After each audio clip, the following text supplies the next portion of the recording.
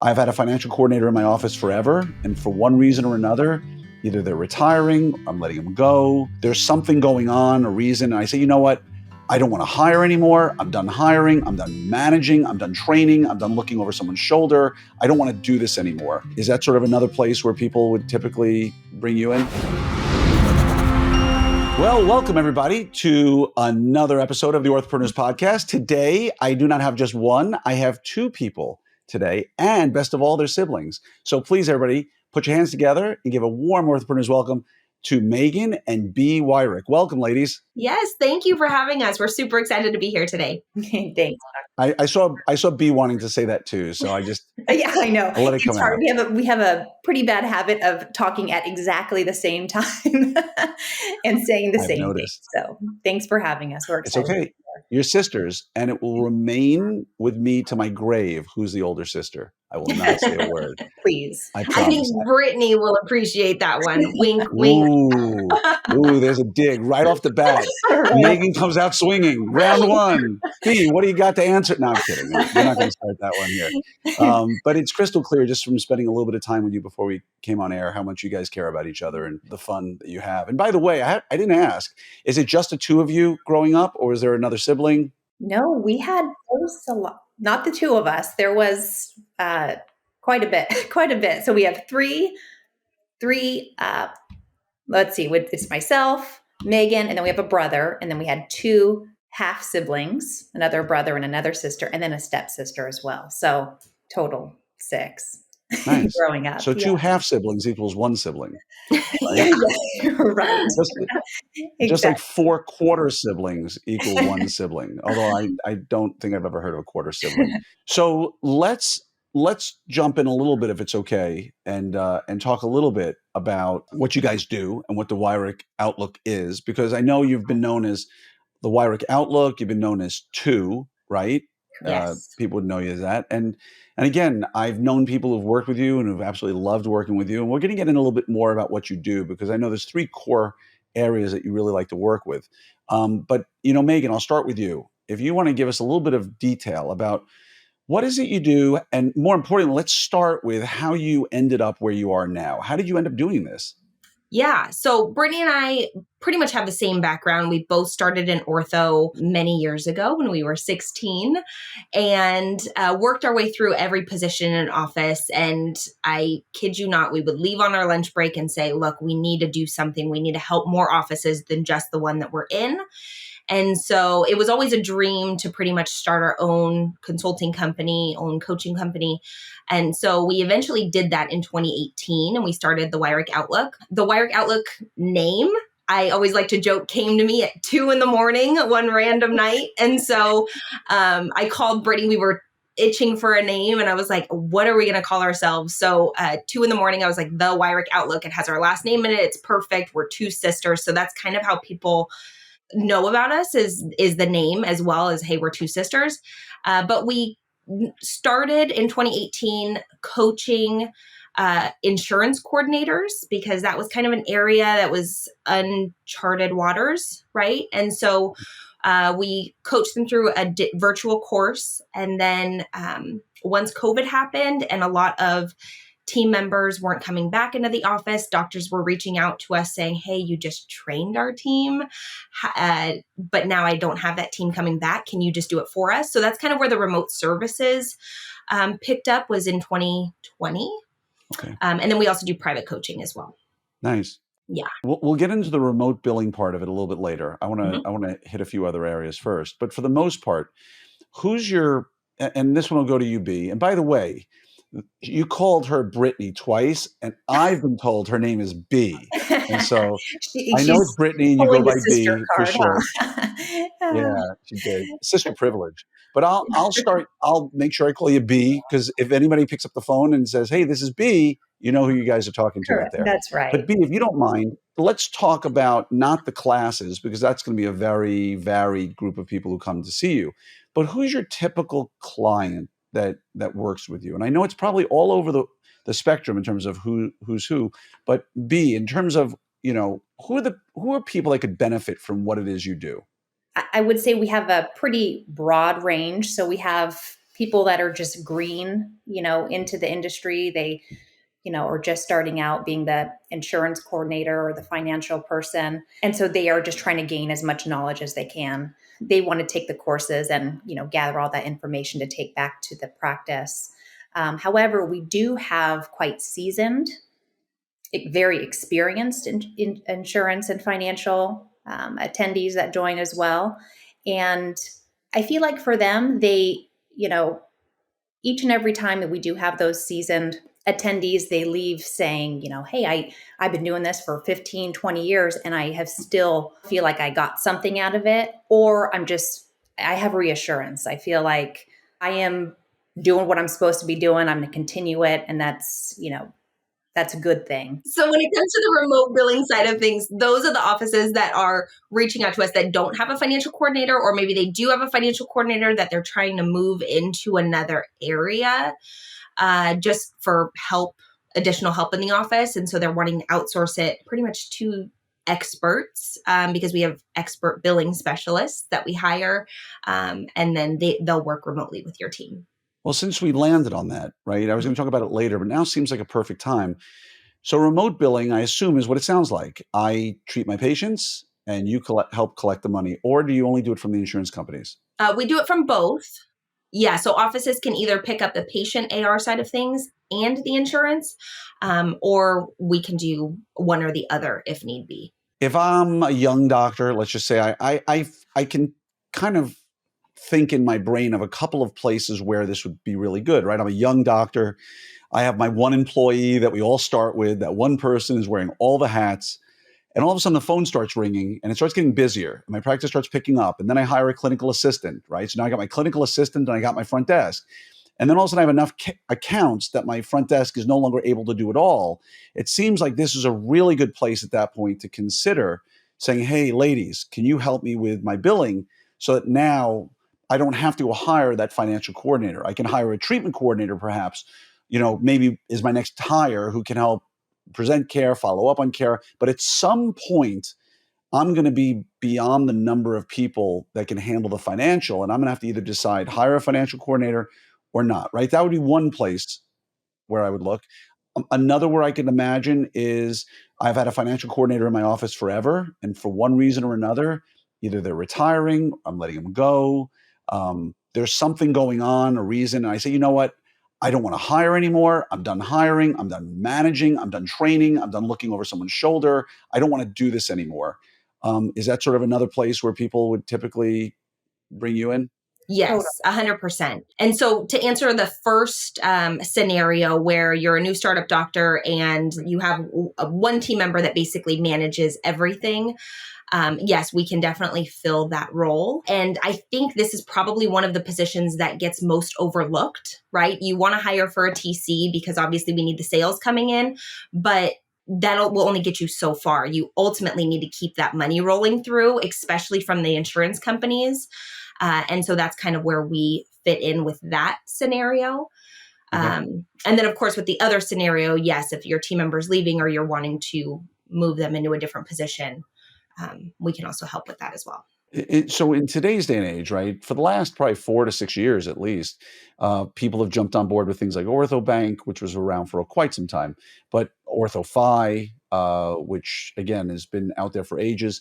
And for some, going that route has been amazing. How do you differ well, rather than differ, talk to me, whoever wants to, and it doesn't matter to me who answers. How does the process work in an office when I've got remote billing, right? Which again, just a quick aside, I started something for remote monitoring related to dental monitoring, where instead of doctors having to have a team member being pulled out of clinic to go monitor dashboards and do all that stuff, or I'd have to hire somebody special, I started a company called Remote Response recently where people can have their remote dashboards monitored, outsourced. And you do something very similar in the sense that people don't realize you can do it probably less expensively than they can by hiring. There's no hiring of anybody. There's no ads placed. There's no training. There's no oversight. And it's probably being done far more efficiently than what somebody would do in their office because you have experts doing expert work. Correct. And so when I hire you, or I don't, let me rephrase that. I'm not hiring you. in my opinion, I'm outsourcing. Mm-hmm. I'm because you're not a W-2 employee. You're not even 1099. I'm outsourcing everything of mine to you to do for me at that point. How does it look in my office? And again, either one of you can answer, but a patient comes in, treatment coordinator presents care, and then what happens? How does the patient's great. I'm going to start with 500 down. What Mm-hmm. happens? Yeah, so the front office team, whether that's the front office or the TC, is still doing all of that paperwork. So the main paperwork for the contract, and then they're uploading it into the patient's file. From there, our team is remoting into your practice management software, looking at all of the starts that came in that day, pulling the contracts from the patient's files, and saying, okay, great, we need to enter these contracts. We need to set up the auto payment plans. We're basically customizing it for each practice in that it's working the same way as if we were in office, but we're just doing it remotely. So every single office will have a different way of how we go about managing that. But it's really just trying to keep it as simple as we can for you, but also as customized as we can for your practice as well. We do an onboarding call or meeting with the team because we want to be sure that, maybe we have one way of doing things and we feel like that's maybe the best approach. However, an office may say, I kind of just I don't want that. And so we make sure that we kind of cover and touch on all those angles as to what is the office comfortable with, come up with a customized game plan. And so that way, it appears as though everything just remains the same for the practice. We're just taking it over, in California. So to answer your question, doctor, about how that kind of differs from OrthoFi, I feel like OrthoFi has a very set way of doing things, right? And that totally works for some practices, but other practices do need that more customized approach. And I think that's where we're filling the need. For offices that, hey, we want to keep the same systems that we have in place, but we don't want to train somebody for this. And so, again, that's where we're kind of filling that need. Yeah. Nice. And so if I understand it properly, sorry, B, I'll let you go. Oh, no, that's okay. I was going to say everything also when we are remoting into the practice management softwares, any types of notes or any correspondence that we may have had with the patients or the insurance companies, all of those notes are input inside the patient's chart. So if, for an example, a patient were to call the office and be like, hey, what's going on with this? At least the office would then be able to quickly reference our notes and give some sort of answer or explanation as to why we're going about this the way we did. But you're setting up the contract. You're following up with the patient. You're making sure it's all entered properly into the computer. You're making sure essentially that other than presenting care and doing orthodontics, the office is not dealing with the finances at any level then, correct? Yes. It's and that's completely outsourced. Yeah, that's a game changer, I feel like, because so many times when offices do have a financial coordinator in-house, they're spending so much time on the phone with insurance companies, either verifying insurance or following up on claims. And so a lot of that is put on the expert billing specialist who's able to do that, take a look at it from kind of all angles and say, okay, how am I going to do this most efficiently and get the office paid in an appropriate amount of time? Nice. Does the expert billing specialist that you mentioned, if a patient's credit card had fraud or it was denied, are they the one who reaches out to the patient and talks to them personally and says, hey, you're overdue, would you like to make a payment today, so to speak? Yeah, so we send texts and emails to patients, but we don't necessarily pick up the phone and make any phone calls to the patients because we want to keep that at the practice level. The practice level is essentially the one that has that relationship with the patient. And so I would hate for a patient to feel that that was outsourced by the practice. And so we are sending the texts and emails. Obviously, that's a templated that we get from the office. So it still remains in their voice and how they want those That was sent going to be one of my out. questions. Yeah. The patient then would call into the office, update the credit card, and so on. Yeah. So as far as the patient's concerned, you're just another extension of the office. Yes. They just think that you are Megan or B or whoever the specialist is just another employee of the company so that the relationship remains intact. Yes. So, doctor, we even have some of our billing specialists on websites of some of the practices that we're working with. as a team Wow. member. So, I mean, they are not employees of that office, but there is that personal one-on-one relationship that they build working with the practice and their dedicated billing specialists that they do become a true extension and a team member of the team. So it's fun to see when it Very cool. happens. Yeah, it sounds to me like it works really well. So the obvious question that a lot of people are going to have in their head right now, if they were me, is, yeah, but can I afford this, right? Because if we talk about any outsourcing, there's always money. Like I said, for me with remote response, the first question people ask me is, yeah, but how much is this going to cost me? And Mhm.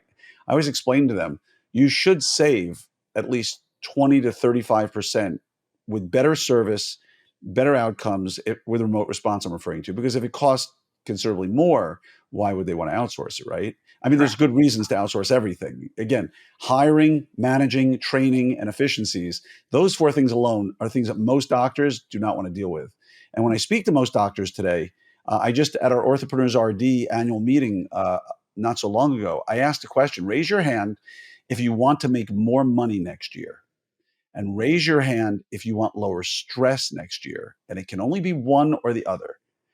And in a room full of 80 people, 3 hands went up for more money, and 77 went up Wow. on lower stress.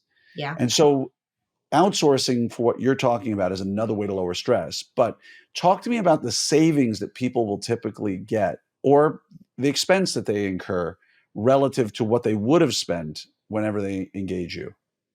Yeah, so I think what we need to start with is really learning about who are the other companies that you can outsource to. So it would be somebody like OrthoFi, there would be us, and then I think there's a few others. So if you're looking at it from that angle, we're definitely cheaper than OrthoFi because we're a more customized approach than that. But OrthoFi obviously comes with a lot more bells and whistles as far as the slider and all of that. So it really depends on what you're looking for. But yes, where you are saving, I think you already touched on, is obviously the training, the headache, the stress, the payroll expenses, the benefit expenses, all of that, as well as just being as efficient as possible. And so not only are we bringing you a remote billing team member that has over 5 years of orthodontic billing experience, you're not having to bring in a new team member that doesn't know insurance and is learning from the ground up. I think the future of orthodontics, personally, is outsourcing.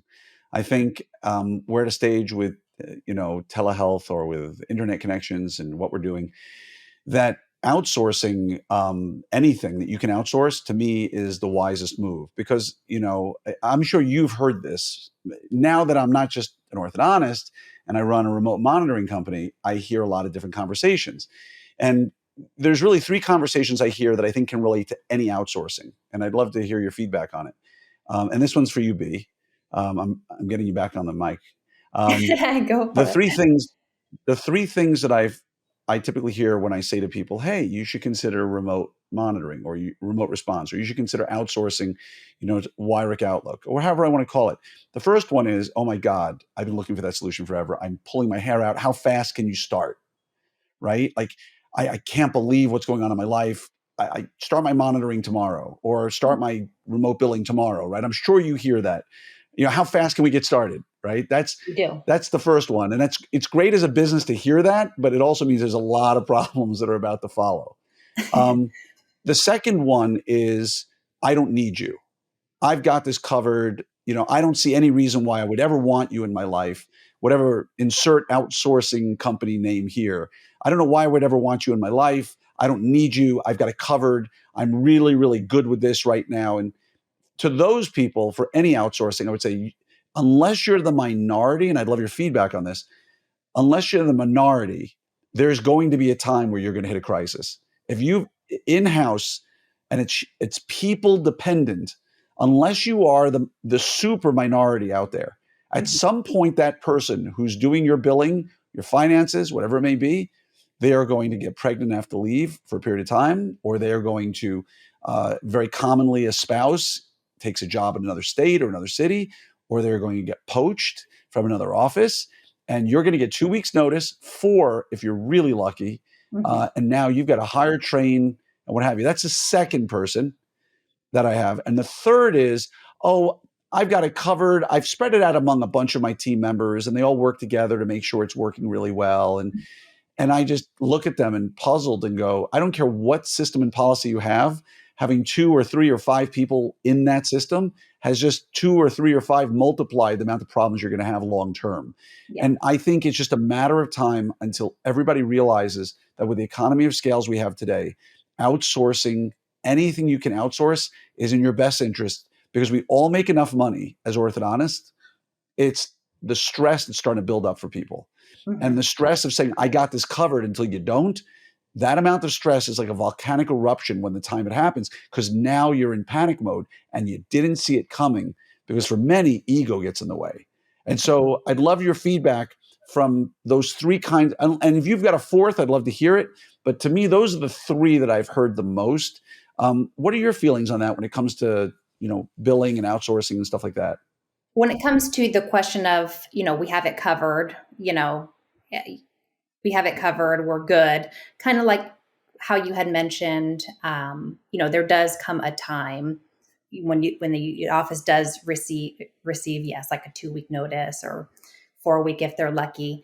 That is basically what had sparked our remote billing side of our business. It was like, honestly, that wasn't our intent really when we had started the Wyrick Outlook, was to even spiral down that path. It was more of the scramble during that time of like, hey, you just trained, they were doing, a solid, good job. They're no longer coming back. And then the question, how quickly can we get this going? That is a really good question. And it is something that we get asked quite a bit, how soon, can we get this all up and rolling? I would say for that, it really does depend on, kind of comes down to the practice management software if we take over. And there is, communication that we need with the office on just providing us information that we need to be able to, do that position. When it comes to, cloud-based practice management softwares, those make it a little bit more simple. We can kind of get things rolling in like a 2-week time frame. However, some of them are a little bit more tricky to gain that remote access to, and more steps that need to be taken. And so we can comfortably say that we can, get going and around that like 3 to 4 week mark is a comfortable time frame. Again, I'm just, when we rely on people, I only see 2 types of outcomes in my head. The one is the one who doesn't need you, the one who needs you now, whatever outsourcing service you have, and the one who's going to need you at some point down the road. Because I know my peers very well. I think the world of them. I think they're amazing clinicians. I think they help change lives. I do not think the overwhelming majority of them are amazing managers in terms of managing systems and policies, and particularly with oversight of them. Creating them is not a big deal. Managing and making sure oversight, particularly the financials. And for those of you listening out there who are orthodontists, say, no, that doesn't apply to me. It probably does, okay? Because you don't know a really good system until you've been with people who are really good with systems, which I suspect the 2 of you are. There's the second component of that. I'm curious, your feedback, because whenever somebody takes something on in their office that doesn't involve, let's just say, clinical assisting, many times people look for the person in their office who's expendable, if you will, or has free time, or has she was a really good whatever, X, Y, or Z. She'll translate really well into being a really good A, B, or C, right? Oh, Susie, she was at the front desk. She was amazing. Patients loved her. She was great. She's going to make a great financial coordinator. I'm going to put her in. And what I think they failed to find, and I'd love to hear your feedback on it, is the person whose skill set you hired for job A generally does not mean it translates to job B, right? 100%. Because Glenn's a good orthodontist does not mean Glenn is going to be a good accountant. Yes. Right? And do you find that that's a common mistake you see when people are hiring for a financial coordinator? 100%. And actually, that's something that we see a lot of doctors taking our course actually for this because they're wanting to learn more about that position in particular. So even before they get to the point of, hey, I need to outsource it, they're coming through our course, right? Just wanting to learn the ins and outs of it to think that they're going to be able to then train their team members. And yes, it may last for a little bit, but at the end of the day, unless you have somebody doing it consistently and who's the expert in it, it will fall by the wayside unless you're actively managing it, right? And so unless they're actively managing it, then it will fall by the wayside for sure. And having multiple people do it, we've seen it in offices as well. You get in there, you have all these different notes from different people. And so it just gets really hard to know where you left off. Ledgers start looking messy. I mean, you name it, we've seen it, and it gets really messy the more people are in it. So it's better to just outsource to an expert who knows what they're doing and can make appropriate notes and follow up in an appropriate amount of time. Mhm. Amen. I think too, if you did have, an excellent front office person that's really good with patients and really good on the phone, let them just like shine doing that versus putting them, not that it's a bad position to have, a financial, but I mean, clearly they're doing an excellent You job. nailing it. You nailed it. No insurance coordinator wants to be an insurance coordinator, right? We didn't start off, and I'll speak to basically all insurance coordinators when I say this, we didn't go into orthodontics to be an insurance coordinator. I happen to love it and like super geek out on it, but I think I'm one in probably a million. And you probably didn't start there. And I didn't start there. You didn't come in one day and go, wow, I'm going to be an insurance coordinator one day when I grow up. Right? Yes. Right. You fell into it. And again, you made a really good point there, B, because again, as leaders, we can't be everything to everybody. I would say it's incredibly rare. And I've met hundreds, if not thousands, of orthodontists and dentists in 31 years in practice. It is incredibly rare. And folks, if you think you're one of them, God bless your ego. But it's incredibly rare to find that person who's an amazing clinician, an amazing manager, an amazing leader, an amazing systems and policies or an operations manager, and a motivator at the same time. I know people who are amazing with developing culture in their practice and motivating people. I know people who build policies and systems that are rock solid and oversee them with checklists. And, it's like the old, you can have something cheap, you can have something fast, or you can have something good. Mm-hmm. And you can have any two of those three, but you can't have all three at once. It's physically impossible.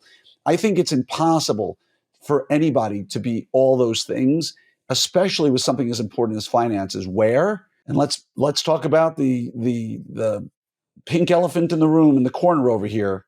You can be stolen from. And David Harris, who was on a podcast a while back and has been at Summit a few times, has talked about the fact, again, there's two types of dentists and orthodontists out there. The ones who've been embezzled from and the ones who have not yet figured it out. And they either have been or they will be embezzled from. And again, outsourcing this allows you, like you said, B, don't take your quarterback who's throwing touchdowns all day long and say, great, let's go draft another quarterback. We're going to put you at wide receiver. It just doesn't make sense. Right. Let the quarterback shine. Let the person who's doing what they're doing shine and not push them into another position. And more importantly, make sure that, all the dollars are accounted for, because it's an outsourced organization that's above reproach who's managing all the finances, which leads me to ask you, mm-hmm. Have you ever caught anything that raised your eyebrows and said, doctor, we need to have a talk? We have not yet. I'm sure there will be a day where we do come across it, but it always raises a red flag with me when the doctor does decide to outsource and the current financial coordinator is like, see ya, I'm gone, because it's like, why are you leaving? Right. So I always have my guard up on those, like, hey, what's going on? But we haven't caught anything yet. So I'll tell you really fast. I had a friend years ago he was buying a practice. And so he had accountants come in and check the books as you would. And he went into the practice and told them that, yeah, today the forensic accountants are coming in. So you open up the computers, make sure you share all the information with them. And one gal left and never came back. And it turned out that she was signing contracts and third-party financing them through another account that she had opened. So all the money was going into a third-party account under her, not her name, but she guess opened it with a practice name or something. So money was going in there. The third-party financing was coming into that account minus the fees that the third party took. And then the patients would get statements that said, you owe $20,000 or $10,000. And so she had credit, right? She had social security numbers. She could apply for anything. And she said, don't worry about it. Just give it some time and I'll work on it. And it go on month after month after month. And then she would, like a Ponzi scheme, take money out of the account and pay off the first one and take out bigger numbers and keep it. And so she disappeared and she had stolen, I think, like $150,000 from the practice. And the doctor was oblivious, had no idea. The new doctor who came in knew, but the old doctor never knew any of this was going on. And for those out there who think they're smarter than this, go ask David Harris and he'll tell you. Somebody who intends and is hell bent on stealing from you will steal from you, and you will not be able to figure it out because they're always going to be one step ahead of you. But as we wind things down here, and I've really appreciated our time together here. Again, you've talked about remote billing. You've talked about teaching, right? That you love teaching people. You've talked about doing webinars or courses and things like that. The two questions I'll ask you, one is just simply, you might be ready for Wyrick Outlook if, like a Jeff Foxworthy, right? You might be a redneck if. You might be ready for Wyrick Outlook if, finish that sentence for me. If you are losing your financial coordinator or starting up a practice and needs help outsourcing it, or you're wanting to learn more about a certain position within a practice and taking one of our digital courses.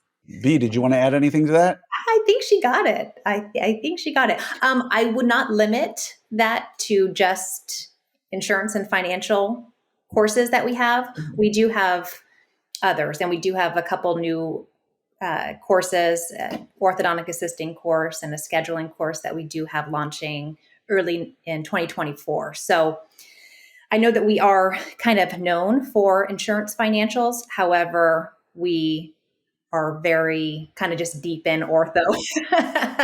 Yeah. No. And so, I mean, you just threw it in there under like the wire. You just threw in there, and an orthodontic assisting course, which is what like every orthodontist on the planet wants. So, Dr. Brittany, I will add, Brittany is a clinical instructor, like an orthodontic clinical instructor for the state of California. So that's where the orthodontic assisting program. So you taught the state of California how to do ortho.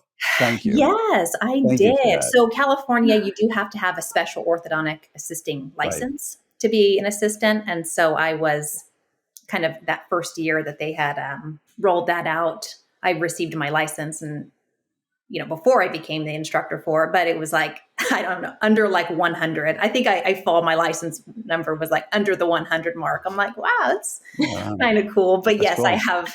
I definitely have a thick clinical background as well. That's awesome. So the second half of the question, right? You might be ready for Wyrick Outlook if. The second one is, if I want to contact Wyrick Outlook, how do I get a hold of you? What's the best way to reach out to you to learn more? Yes, I would say through our website, thewyrickoutlook.com. Email would be info@thewyrickoutlook, or any of our social channels, again, are thewyrickoutlook. But you said it really quick, just to be clear, it starts with THE, like the Ohio State, thewyrickoutlook.com. Yes. Okay. Or now, I will add to that too. Or at our booth at Orthopreneurs. There you go. Are you ladies going to be on the cruise next year? We are on the cruise. So yes, I know we won't have a booth there, but we will be walking around the ship. Maybe you will. Maybe. Yeah, as far as I know, nobody has ever done an entire ship orthodontic conference yet. So this is no pun intended, this is uncharted waters. Nobody's done this before. And it was just one of these moments of madness. Like you came up with the Wyrick Outlook at 2 a.m. I just turned to Mike Vidickin and said, you know what? It would be really cool if we took over an entire Royal Caribbean ship and did an entire ship just of orthodontists, what have you. So we're actually shortly going to go for 4 or 5 days on a ship to sort of work out every single detail related to it. So Perfect. you may have a booth, Okay. as far as I know, but hey, at least you'll be hanging out with everybody. Or and we're going to sponsor the pool. you're just sponsoring the pool. The pool is being, so everybody, you heard it here. Yeah, first The pool is, without the Wyrick Outlook, there's no pool. So, Right. and I was going to offer you guys the beach, but since you're going to sponsor the pool, I'll let you take that one. You can have Cozumel. Cozumel is sponsored by the Wyrick Outlook. Oh, there we go. I think that one works really, really well. We'll have branded bathing suits and bikinis. Perfect. All yellow. Yeah, yellow bathing Yellow. suits. I like that. No, but the good news is, for those of you who are signed up for Orthopreneurs, shameless plug, opsummit2024.com. If you sign up, the good news is there's going to be a lot of people just like the Wyrick sisters here, who will be on the ship with you for 3 straight days. So, I mean, the first day and the third day class is from 8 to 12 or 12:30. So there's like 9 hours of CE, give or take. But the rest of the time, the first and third day are at sea. So everybody's on a ship together having fun. And so I guarantee you folks out there, if you ran into Megan or B and said, hey, I know you got a drink in your hand right now, but can I ask you some questions about financial outsourcing? Right? You're probably going to have an amazing conversation about things that you might not be able to ordinarily get. And that was the purpose of getting a boat.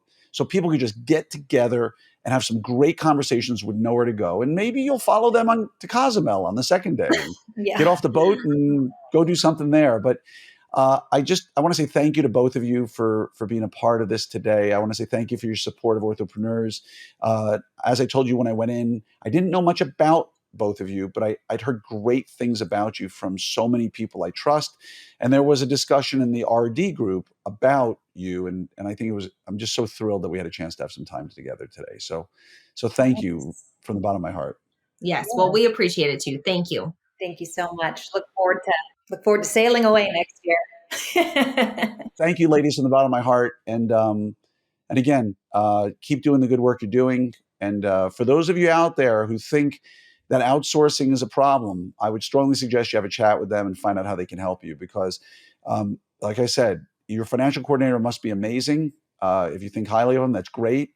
But unless you're the super minority, they're going to leave you at some point. So maybe it doesn't work for you right now, but talk to them, learn more about it. So if and when the time comes, maybe you can outsource it and take it out of your office and have the opportunity to avoid the panic, avoid the stress, and it never hurts to have a conversation. So with that, I want to wish you ladies a great day, a happy holiday season, and an amazing 2024. Perfect. Thank you so much, Doctor. All right. Thank you, Doctor.